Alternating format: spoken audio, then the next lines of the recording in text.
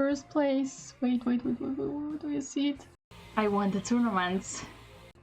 Do I actually understand what happened? I'm not sure. I'm not sure I understand, but never mind. Thank you so much for supporting me this all crazy 9 days of competition. Let us discuss the whole tournament, how it went. How did it go for me?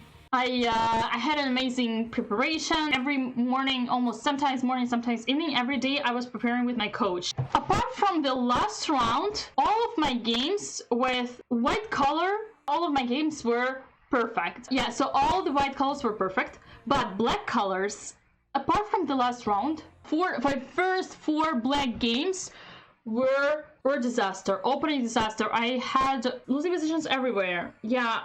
I started the tournament really fantastically good. My first 4 rounds were perfect. I won my first 4 games. First round, I had a losing pawn endgame, but my opponent didn't find the right way. Second round, so round 2, Moisei Valencia, it was white. I won. Round 3, Yurasova Daria, very tough opponent, young talent. I was lost again. I was a pawn down. I misplaced not exactly the opening, but the middle game. But it was it still came from my opening, so it was a misplayed middle game, let's say so. But it was out of the opening. She made a lot of mistakes, but I need to admit that the position was actually complicated. Complicated is the right word. Game number 4 was like with my eyes closed. I started doing my own moves when she was already lost. So it was like an easy peasy game from the prep. It was all the prep. Round 5, I'm playing versus Ekaterina. Again, black color. Totally lost after 15 moves. Okay, no, I'm exaggerating. I think it was something like plus minus for her in column, which is like between pawn and 2 pawns down. But I was actually a complete free pawn down. Totally lost. And somewhere between move number 30 and 40, this is where usually everyone has the biggest chance of mistakes. She started making a lot of mistakes, and at some point I could even win a queen, but I obviously didn't see that. That was too complicated, but she blunders the knight at the move 39, or move 40, yeah, move 40. She blunders the knight. The last move you do before you get extra 30 minutes. She blunders the knight. And I am a full knight up, and I get 30 minutes, plus I have 30 minutes, I'm knight up, queen's endgame. I play carefully, I doubt, I lack some confidence, I check everything twice, but I do not see any idea for her, and I miss. I miss the chance, and she finds the way, very nice way, finds the way how to exchange all my pawns. And I end up in a drawish position. Knight up and a queen versus queen and 2 pawns. I cannot win. That was super frustrating. I lost because I misplayed the position. So it was a deserved loss. I remember walking in the hall near the playing room and thinking, like, imagining, oh wow, I'm 5 out of 5. I never had such an amazing result. Boom. I missed the counterplay, and it's a draw. Oh, this was so painful. This was so super painful. What happened next? As a professional, I have a nice, very nice ability, which I trained for years. Yeah, I didn't have it when I was younger, but now I have an amazing ability to recover fast, and then you boom boom boom, tomorrow will be better. And then the next morning I have a prep with my coach, and then I go to the game and I win. Super nice, confident. Well, I was obviously doubting a lot, but regarding the position in general I was super confident. Karmanova Olga, she's born in 2007. She's like 13 years old. God. She's super talented, and she is for sure a future grandmaster, but not yet. Look at her results. If we cut the final round and look at first 8, she only lost to me and second number of the tournament. Can you imagine? truly astonishing result. I faced her already before, somewhere like 2 years ago in a Blitz tournament. And I was completely tilted. I lost everything, and last round I was playing against her and she was 1400 and I lost her in Rapid or Blitz. I don't remember was it Rapid or Blitz. She was like this. She only needed a draw to reassure herself a 3rd place, and she lost to Yurasova Daria, which is quite impressive, and she was a queen up. I actually think that she lost being a queen up because she wanted to win. I think so. It's like it happens usually in chess when you force too much, you exaggerate, you want to get more because you were winning before and you want to make it right. That was an easy win for me in the round 6. Now let's go to the round 7. Round 7 is there where I lost. I have to admit that Getman Tatiana has been showing some really great results. She qualified first to the High League half a year ago. High League is like semi-final of Russian Championship, National Championship. And we were all playing High League, including me. And in order to qualify to the finals, to the super final, you need to finish at first 5. And she actually, this girl, Getman Tatiana, finished in the first 5 and she qualified to the super final. So imagine, first time she plays Higher League in her life, she qualifies immediately to super final. That is really impressive, and she's also quite young, so she's 10 years younger than me. And this year, for the first time, she will be in my team for Russian Team Championship, which takes place in a month, next month, in Sochi, in the beginning of May. Like, objectively, I evaluated her as one of the strongest in this tournament. And the game that I lost was a big fight for me, my personal fight, because you saw that I played Nimzo. You remember that. Those of you who were watching the game, I played Nimzo for the first time OTB. Previously, only Samantha played Nimzo on this channel, no one else. Often happens like this when you try new openings. At first you get a little bit down, but that's the normal thing. You don't have yet experience, but that's a down which will be a full rise later on, like this. I'm so proud of myself that I tested out that opening, and I had my chances, I just didn't use them. She blundered the pawn later on the middle game with knight b3, for those of you who are watching, knight b3 and knight takes d4, yeah, some of you might remember. Round 8. Honestly, I don't understand this Pogorelskaya Sofia, I don't understand her strategy. Her main weapon on e4 is c5 Sicilian, knight f3, d6. And in the base, she has only 3 games with second move, knight c6, only 3 games, 2 of which are losses to me in September and November. September St. Petersburg Championship, November 2020 Russian Team Championship in Sochi. So guess what she does? She goes again for the 4th time to this knight c6. She gets Rossolimo again against me, and she loses really without much fight. Round 9 of 9. I'm playing black, and today, first time, I was okay with black. I was playing versus Belenkaya Alisa. As you saw, she's 1451, but I found her on Lichess. And on Lichess, she is 2060, and her high Blitz 2183. She is almost 2200 on Lichess.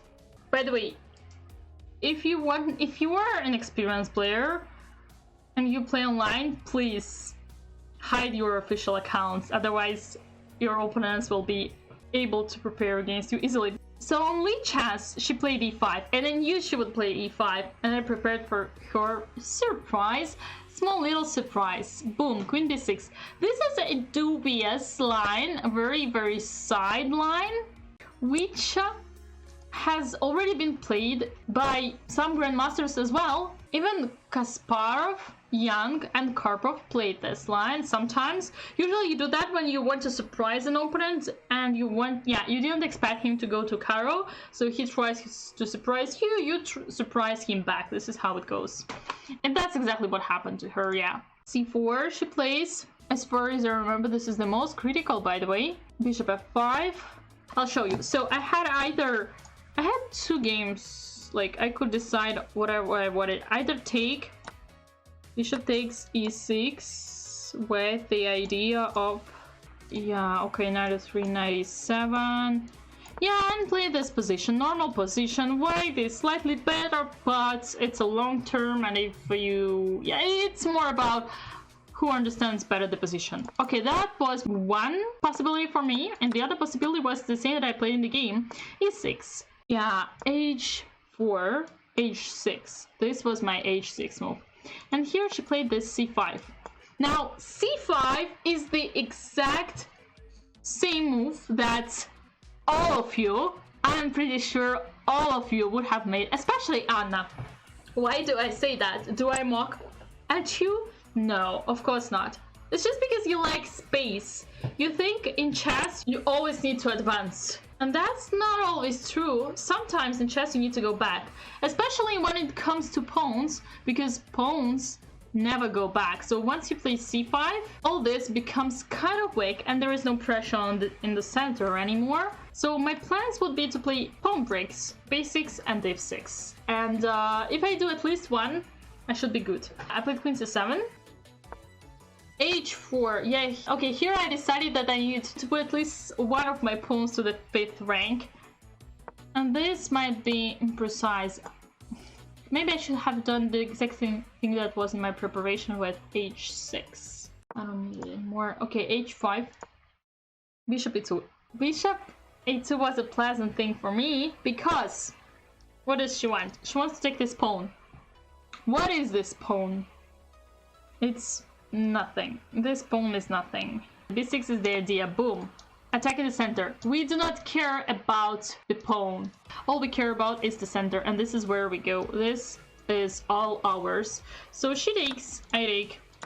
She takes on h5, and now, of course, pawn break. Boom and boom. A truly amazing idea. I actually think that this game is a very good example of how you should sacrifice pawns for the initiative, for the activity, for the development. Let's continue. Bishop e2, knight c6, attacking the center. Bishop e5, I take. Queen takes. Now, bishop c5, developing one more piece. The only piece is left. Well, the only piece which is left is the knight, but my king is also in center, and I will not be able to castle here, but I don't need to castle here. Queen f5.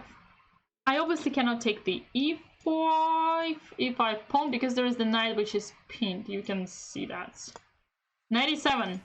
Now, what I see is the full harmony between all of my pieces. Look at them. They're perfectly developed. I play king f8. Takes, I take. She didn't castle. She did something which I was hoping her to do. Exactly. She thought that I blundered the pawn. Knight e5. Again, I cannot take the knight because there's queen f5.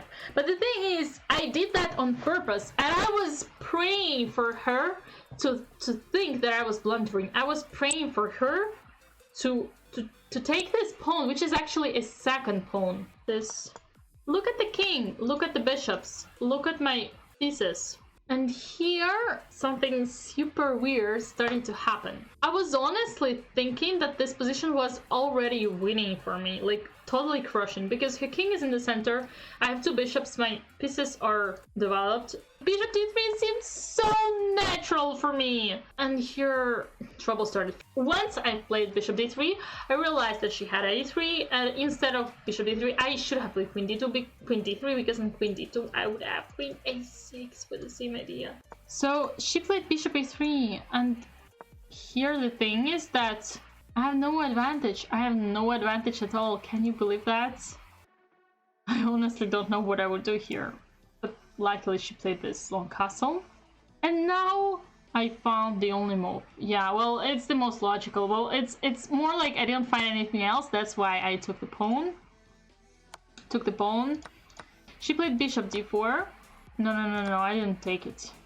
I played queen b5 correctly, yeah, only move. I threatened now everything, but nothing concrete. Bishop c3. And here I actually thought for the biggest, I think this was the biggest dilemma for me over here. I didn't see how to win completely. Yeah, here I had something like 30 minutes and I couldn't find anything concrete, and I came up with something I'm super proud of because I came up with the first line. So here there is nothing concrete, like no mate, concrete no mate. I've calculated it all, nothing. Rook a4, I attack the queen because what is her main idea? If I don't do anything, she wants to play knight g5 and attack at the same time, f7, mate, and e6. So I play this. The only square for the queen is here, but this is great for me because now the knight cannot come here, and she threatens, well, not a checkmate, but change of queens. I would be bad. I would be worse with bishop. Yeah, she wants everything. So now rook a8, first line. Stop it. She has nothing. If she goes back, repeating the position, now I can actually improve by playing either bishop f5 or bishop g6, queen b3, and mate. Because I already defend d8, and there is no rook d8, because before that I couldn't do that. Yeah, right, when I was here. If I want to play here, there's rook d8 and au revoir. That's why. So I found this incredible kind of waiting, but not actually waiting, improving, but incredible slow maneuver. I'm super proud of this, and I was super proud of this during the game. Rook a8, and after this she basically collapsed. Knight e1, bishop e7. Once again, my bishop is attacked, and I cannot move it because there will be rook d8, rook takes, queen takes. So I have to do the intermediate. I have two intermediates. I have also rook a1, but I don't want to exchange now because I need this rook to attack. If I exchange all the pieces, what will I attack with? So now I go bishop e7, attacking the queen. Queen f4, only move. And now bishop e2. Rook goes away. So she played this rook d2. And here we have mate immediately. I couldn't find it for a long time, rook a1. And now the final blow, bishop c4. Queen comes and everything comes. So she eventually continued. Rook d6. Trying to survive, but queen b3. And here is a forcing mate. Actually, maybe not. And she resigned with a king on d4. Yes, we're the champions. I wanted to say thank you to all of you. Everyone who has been supporting me. Thank you so much. We're the champion. I need a drink.